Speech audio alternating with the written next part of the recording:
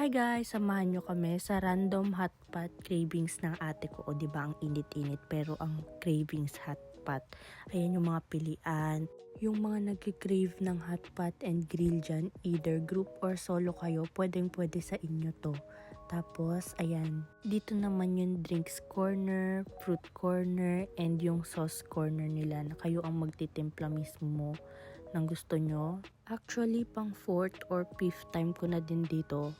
Tapos ngayon ko lang na-post kasi hindi pa naman ako nagbibideo dati. Ngayon lang ako nagkaroon ng lakas ng loob.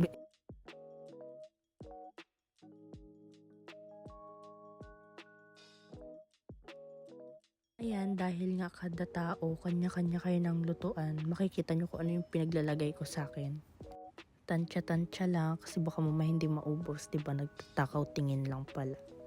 Yan, lagay lang tayo, tapos syempre hintayin lang natin maluto bago tayo kakain.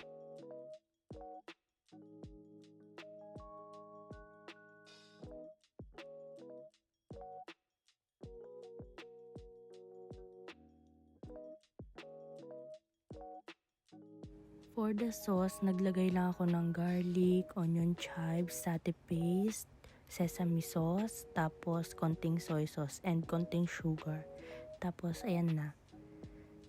Naglagay lang din ako ng fungus kasi gustong gusto ko yan. Tapos kumuha lang din ako ng red tea kasi nauuhaw na ako. And, ayan, they also have ice cream corner. Yan yung mga flavors na pwede nyong pagpilian.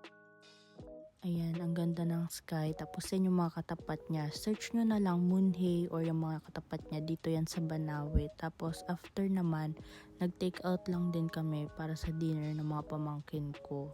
Tapos sunduin na rin namin sila sa school. Yun lang, bye!